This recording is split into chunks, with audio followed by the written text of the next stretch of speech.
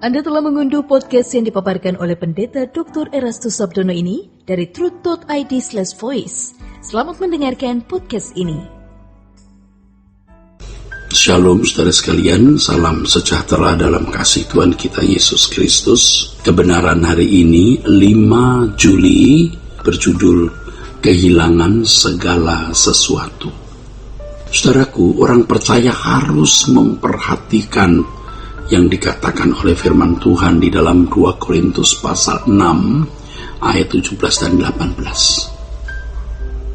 Sebab itu, keluarlah kamu dari antara mereka dan pisahkanlah dirimu dari mereka, firman Tuhan. Dan janganlah menjamah apa yang najis, maka aku akan menerima kamu, dan aku akan menjadi bapamu, dan kamu akan menjadi anak-anakku laki-laki dan anak-anakku perempuan. Demikianlah firman Tuhan yang Maha Kuasa.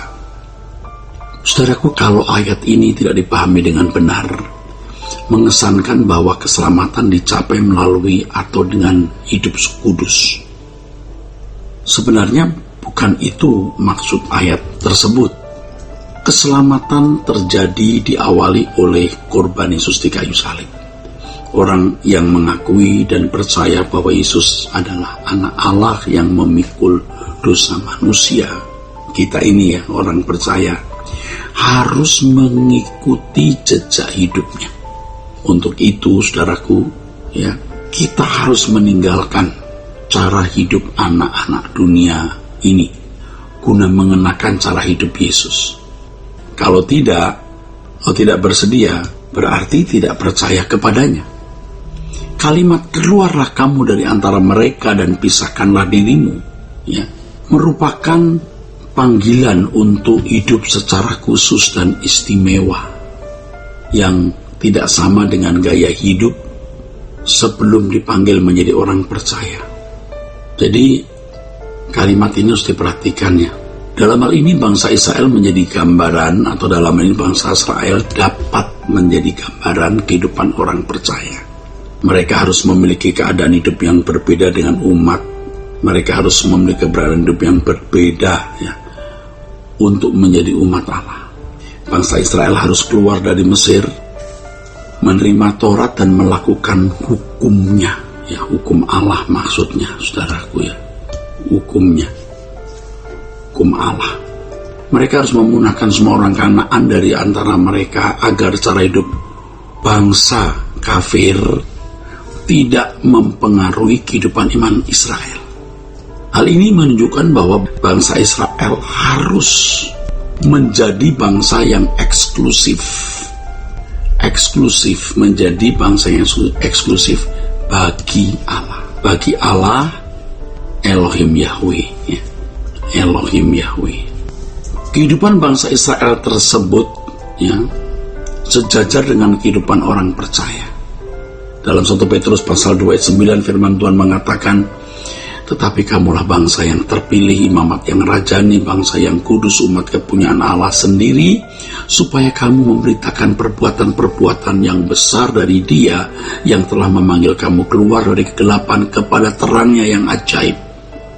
Ayat ini menunjukkan bahwa orang percaya harus benar-benar berkeadaan baru sebagai wujud dari langkah imannya.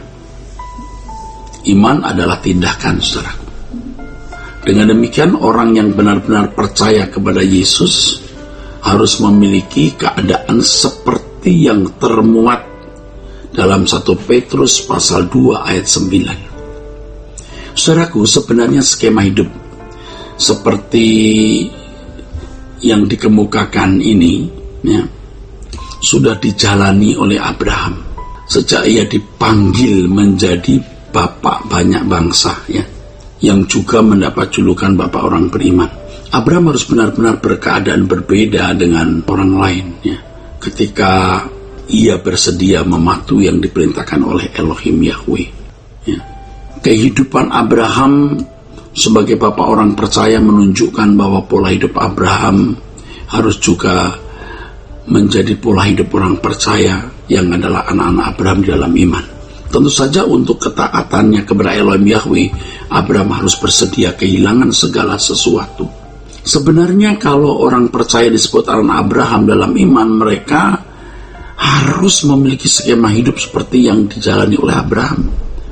Hal ini menegaskan bahwa beriman kepada Yesus berarti kehilangan segala sesuatu agar hanya memiliki Dia dalam hidup ini, atau hidup dalam penurutan sepenuhnya kepada Allah. Ya, hidup dalam penurutan sepenuhnya kepada Allah. Saudaraku sekalian, menjadi kemutlakan bagi orang percaya yaitu untuk memiliki gaya hidup yang berbeda dengan dunia, untuk menjadi umat pilihan yang benar-benar terpilih. Jadi menjadi kemutlakan bagi orang percaya untuk memiliki gaya hidup yang berbeda dengan dunia, ya, guna menjadi umat pilihan yang benar-benar terpilih, saudaraku. Ya, untuk ini orang percaya harus bertindak secara tegas, memilih mengikuti Yesus, mengenakan gaya hidup yang dikenakan oleh Yesus. Tindakan ini bukanlah bermaksud untuk memberikan jasa guna memperoleh keselamatan, tetapi tindakan sebagai respon, ya, untuk menyambut karya keselamatan Allah dalam Yesus Kristus. Hal ini sama sekali tidak menyalahi prinsip sola gratia, saudaraku. Bagi orang percaya yang dilayakkan menjadi anggota keluarga kerajaan surga harus berani meninggalkan dunia dengan segala kenyamanannya. Selanjutnya harus memikul salib, mengalami penderitaan untuk meneruskan karya keselamatan Allah dalam Yesus Kristus. Sebab kalau seseorang berani mengalami penderitaan, pasti akan mendapat kemuliaan. Kalau tidak berani mengalami penderitaan, dia menjadi pengkhianat. Yang berani mengalami penderitaan, dia setia. Yang tidak berani mengalami penderitaan, pasti jadi pengkhianat. Orang yang menderita bagi Yesus, yang hidup seperti Yesus, itu baru normal di mata Allah. Dunia hari ini adalah dunia yang sangat sulit dijalani dengan standar normal anak Allah. Tapi tidak ada pilihan. Kalau kita mau memiliki mahkota abadi dimuliakan bersama dengan Yesus, kita harus mengenakan standar yang dikenakan oleh Yesus. Kita harus nekat untuk menjadi orang percaya yang makin dimurnikan, dikuduskan, makin serupa dengan Yesus. Justru kondisi dunia kita hari ini, yang fasik ini, bisa menjadi pemurnian bagi kita. Ya, nah inilah yang dikatakan firman Tuhan, bahwa yang terakhir akan menjadi yang terdahulu, dan yang terdahulu akan menjadi yang terakhir. Kiranya kebenaran hari ini memberkati kita sekalian, saudaraku.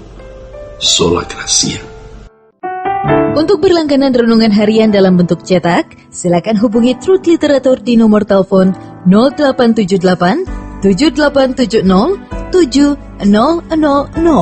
Untuk mendapatkan CD khotbah, MP3 renungan Truth, dan CD album lagu produksi Sola Gratia, Anda dapat menghubungi di hari dan jam kerja di nomor telepon 021 638 60953. Tuhan Yesus memberkati.